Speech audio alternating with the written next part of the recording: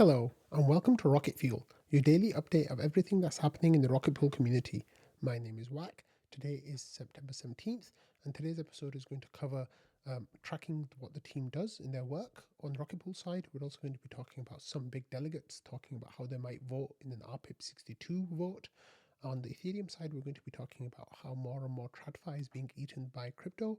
And we're going to be talking about Anthony Sassal doing some bull posting, some news about layer 2s, and a whole lot more. So let's get started. 10, 9, ignition sequence start, 6. So I'm going to start today's episode here with this post from Samus, was actually from September 9th. And in this, he talked about how there's two things that he'd like to see from the core team going forwards. And this, of course, is in the wider discussion about the core dev, funding and what's happening with them over the next year, and how we as a PDAO what we want to see from them, and what we want to see them doing, in order to keep a healthy relationship between the team and the PDAO. So Samus said that he wants to see two things. One of those is Rocket Pool project management repository, and how we can go here and see what work is being done and what everyone's keeping up with and what's happening. And the second thing is more frequently required sync session between the PDAO and the team on future-looking topics like prioritization, roadmap discussions, for example, once a quarter. It could be a forum post or whatever. And he said, I'd like to hear what your thoughts on this before I don't want to push for something that others don't see the value in. And ask for feedback. And then yesterday, here Sassal gave some feedback. He says that I think there's some good ideas here, but there's not been too much consensus. And replying to Samus, he said that I think that the project management sheet would make people's lives easier and that this would be a good thing. And then for the frequent information, more frequent updates, Sassal thinks that the more frequent prioritization might be a good thing. So then other people started sharing their ideas as well, and saying, would this be useful, would this not be useful? Samus asked more questions, and what do other people want to see? So Ramana said that he thinks that it would be useful for them. However, Noshua pointed out by saying that it feels like the old XKCD meme about how you keep standardizing for more things and just creating more standards, but what we need to do is fix how the communication happens already and how it's done. And then Nangas actually gave some input here, which was quite interesting, and he said that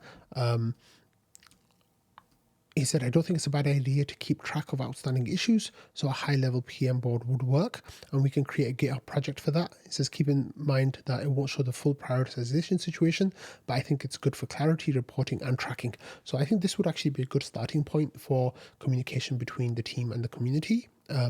And just to let us know, what they're working on, what they are prioritizing, all of that good stuff. And one of the things that I think is actually really interesting here is that Langas has already said elsewhere that they would like to have calls with researchers in the community happening at a regular cadence, kind of like the team does with the GMC calls right now, where we talk to them every 2 weeks. So that I think would be a really good way of getting the community to be aware of what is happening with the team and what they're working on, what they're prioritizing, and all of that stuff. Because sadly, I think what's happened is, a lot of community members seem to think that the work that the team does is kind of like a black hole, as in information goes in there and information never comes back out. I kind of remember back to the days when Joe was working as the smart node dev, and he would actually share good tidbits of information of what he was doing with the community fairly regularly. Now, one thing to note was that Joe was actually a community member before he became a team member, so maybe that was part of the reason. But I think Joe was really good at just popping by and saying, hey, today I'm working on this, or hey, today I'm working on that. And I think that just kind of kept the community up to date with what was happening with Joe, at least. I think it would be really, really amazing if other team members did that. I understand why they don't do that. They're focused on working instead of shit posting and trading. But a sheet like this or some kind of repository like this, I think would be a good place where they can come and they can share their ideas or share their progress, I guess, on work that they're doing. So I, for one, would definitely welcome better and more frequent communication between the team and the community. I think it might be a little bit of what Nashua here is saying as well, is that having those regular calls, I think, might be quite useful. But a better way of doing the communication that we already have might be a better way of thinking about it. But I think that, the community and the team can both work together and set up systems that work for everyone. I think that's what will be most successful in the long run. Okay, something quite interesting happened yesterday where a few of us were talking in the ETH only thread and kind of deciding about what's going to happen about the RPIP 62 vote. So for those of you who don't know, the RPIP 62 vote is a vote to have ETH only validators on Rocket Pool. So that's removing the mandatory requirement for requiring RPL stake. However, if you do stake with RPL, you'll get more ETH rewards and you'll also get the RPL rewards. And so another part of that discussion is about this thing called a cliff. So below 10% rewards, you currently don't get any RPL staking rewards if your collateral is below 10%. However, with RPIP 62, there'll be a chance for the community to vote on whether to remove that cliff or not, which means people who have lower levels of collateral, they can start getting RPL rewards, even though they haven't gotten them in a while. Now, what's interesting about this little tidbit here is that people like Hululo, myself, and others who are quite sizable delegates kind of were talking about how we think the vote might go. So I said I think the vote is pretty much guaranteed to pass with the cliff being removed. I said I think it's like 99% to 1% voting in favor of having ETH only validators on Rocket Pool, and then about 75 to 25% of people will be voting in favor to remove the cliff. Of course, there are some people who it might not quite be to those extremes. It might be like somewhere like 90 to 10 to go ETH only validators and maybe 60-40 to remove the cliff. But I think that vote is going to pass, and I've signaled my support for it in the past. So I think that being one of the very large delegates on Rocket Pool, people know how I'm intending on voting on this. However, Halulo then later on today actually asked an interesting question. He said, "I wonder how Patches is going to vote." He abstained from the cliff poll, but said he's going to vote on the real thing. And Patches said, "Are there going to be 2 votes?"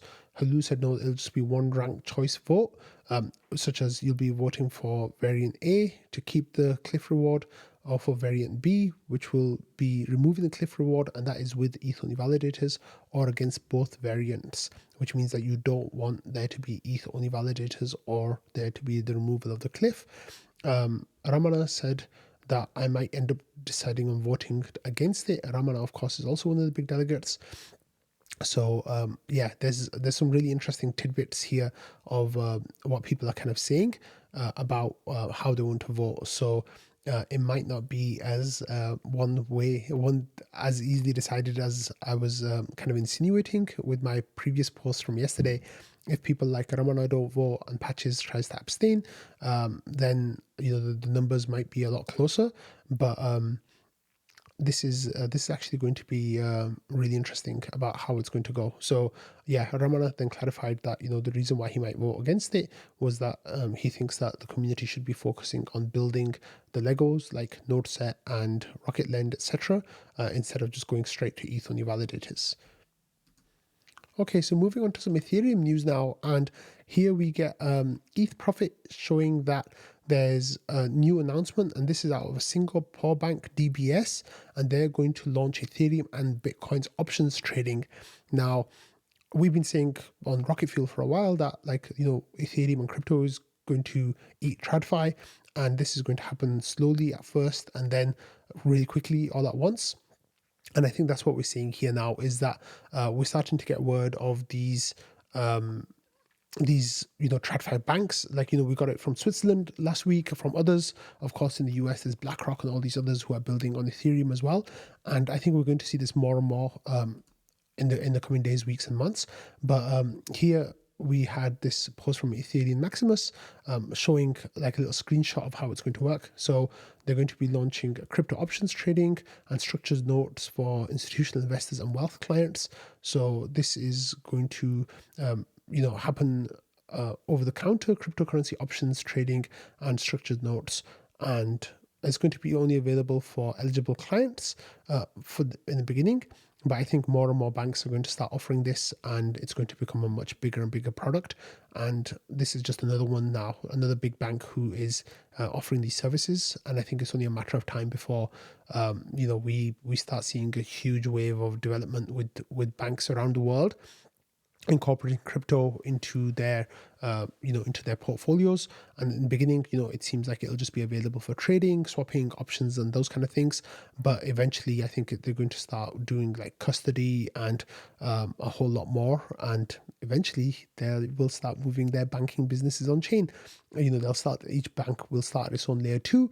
They'll make sure that they're composable with other layer 2s that other banks might have, and they'll start transacting across chain. And that, it might still be a few years away, but I think that we overestimate what's going to happen in a year, and we definitely underestimate what's going to happen in 10 years. And I wouldn't be surprised if something like that is happening in 10 years time. So I'm really excited about that. Someone else who's really excited about Ethereum here is Anthony Sassano, and he's actually made a couple of really good posts today, so I thought I'd share them with you because I know that I'm missing Anthony, and I'm sure that you guys are all missing Anthony as well. So let's see what he's saying. So Sassal saying that ETH is your entry ticket into decentralized Ethereum economy. ETH is the only asset in Ethereum that is fully decentralized, censorship resistant, credibly neutral, and well distributed. ETH has the deepest liquidity, largest amount of holders, highest value, greatest network effects, and so much more within the Ethereum ecosystem. And this only gets stronger over time.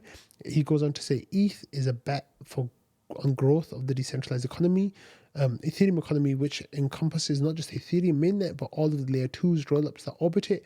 This has historically been a very good bet. It says the Ethereum economy is growing rapidly every day and shows absolutely no signs of slowing down, especially since the number of on-chain users across all of crypto is absolutely tiny. We are still early to the on-chain economy.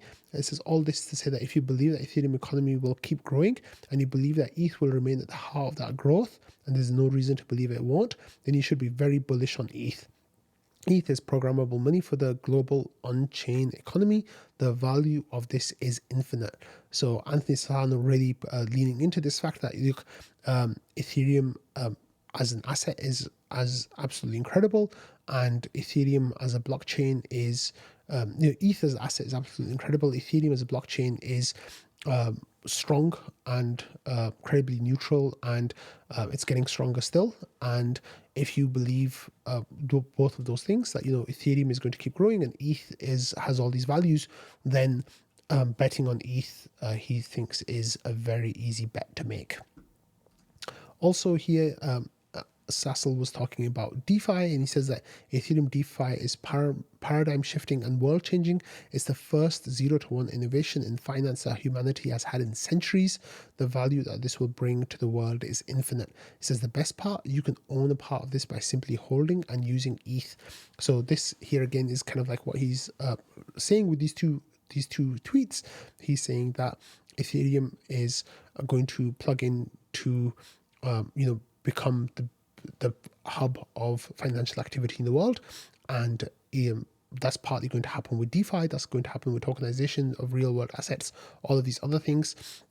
But here we have real new financial instruments and tools that humanity has never had before, and this is you can get in on this by holding ETH the token, because that is the cornerstone of Ethereum's development.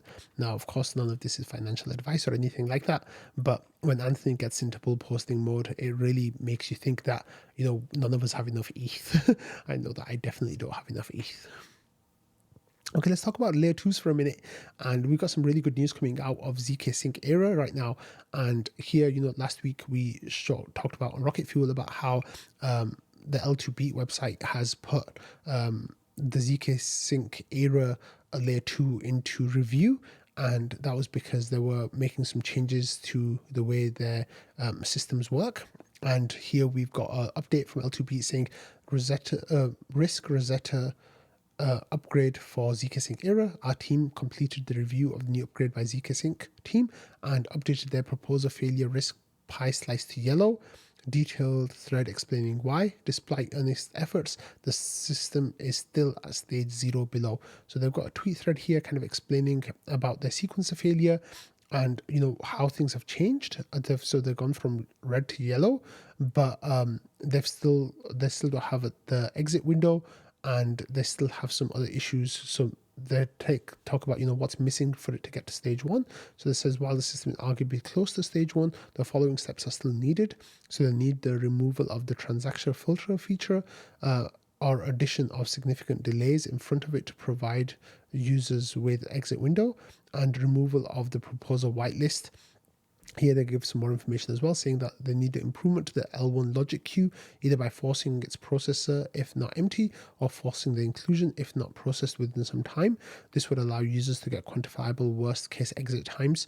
And then they need an adjustment of chain admin permissions, where parameter changes could censor users' forced transactions.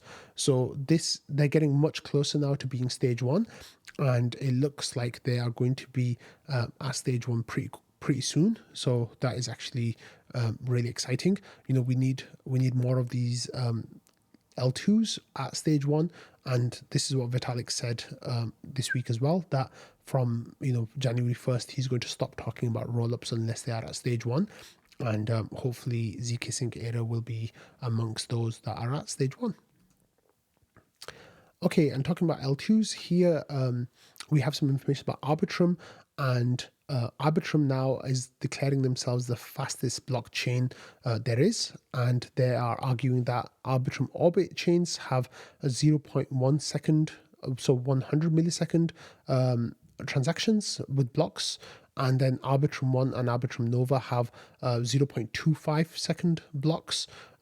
So that means 4 blocks per second, and that compared to something like Ethereum, that's 12 seconds per block, and even Solana is at 400 milliseconds or 0.4 seconds per block. So Arbitrum are really going out there and saying that, hey, this is the best for gaming, for consumer apps, and transaction latency will make or break the experience, and that Arbitrum are going full steam ahead on this. And there were actually here we had Stephen Goldfader from who's the co-founder of Off-Chain Labs, the team behind Arbitrum, was actually on Bankless today, and really talking about how the L2 roadmap, that's gotten criticism lately. He was on there defending it, saying that what Arbitrum is doing is building out Ethereum, and talking about all the different ways that Ethereum was growing. So I listened to this earlier. So they were talking about things like the L1 L2 relationship, the use cases for L1 versus L2, how Arbitrum is the fastest blockchain, talking about how they're going to make decentralization a priority and what they're going to do for that. And there's a whole bunch of other topics as well. So if you want to give this a listen and find out what the Arbitrum team are doing with their layer 2 and how they want to make it even better, then definitely check out this episode of Bankless that Stephen was on.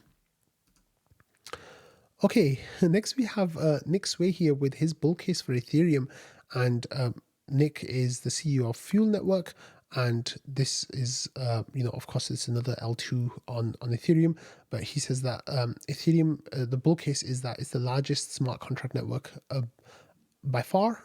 It has multiple stage 1 rollups with many more coming on the way. It's thriving rollup ecosystem. Data availability is practically free for rollup builders. And then Ethereum's most decentralized, has the most decentralized data availability, state transition witnessing layer in the world. It has multiple viable pathways to solve cross-chain interoperability and liquidity fragmentation on the way. It has the strongest and largest research community and social layer of any project. It pushes for censorship resistance and indifference as a protocol. Incredible, honest, and hard-working figurehead in Vitalik. It has immense progress on ZK with multiple options for proving arbitrary and EVM execution. And then there's more information such as an abundant home validation and the L1 roadmap and rollups headed towards state minimization. And he says, given the state of the world, we need Ethereum more than ever. Bears can get the F out. So this, of course, is the bull case for Ethereum, the blockchain, and then ETH as the asset on that kind of gets tagged along. I really liked a lot of these points that Nick mentions here, and I totally agree with all of them. So that's really cool, and I thought I'd show you all some thoughts about what makes Ethereum the best out there, just so you all can get a little bit of that dose of optimism in the relentless bear market that we're kind of going through right now. And here, I've mentioned this a few times on Rocket Fuel before with Ethereum Stories. So this is, a new movie that's coming out that has the world premiere tomorrow on Wednesday, the 18th of September. And this is, Vitalik and Ethereum story.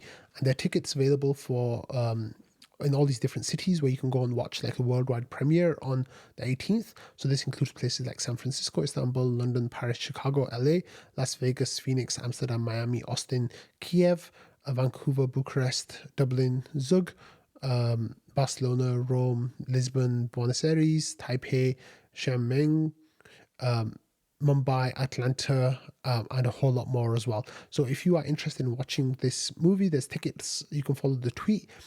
It's ethereumfilm.xyz, and they have tickets, so you can check it out because if it's something that you're interested in, you can definitely go and do that. So I really want to go to watch it in Chicago, but I'm not sure if I'm going to be able to because when we tried to get tickets, it looked like they didn't hit their threshold, but now it seems like the viewing is going ahead, so it might be difficult to get it sorted out like just one day notice. But if you are going to watch the film, send me a message and tell me what you think of it, and then I will cover that on Rocket Fuel on Thursday's episode once we've got some feedback. And finally, I'm going to end today's episode with a shout out to UberUdder.eth. And yesterday I mentioned that a very kind and generous community member sent me the audio setup for Rocket Fuel, like a new audio setup, and that's what I'm using today. People gave me feedback that it was a little bit quiet yesterday, so I played around with the settings, and hopefully today's episode is going to be louder and you'll all be able to hear me a lot better and more clearly than you have been before. But all of this is thanks to UberUdder, so thank you so much for the very generous gift. It's extremely kind of you, and I really hope that it makes listening and watching Rocket Fuel better for all of you. So on that note, thank you all for watching, listening, and being part of this community. I will see you all tomorrow. Bye.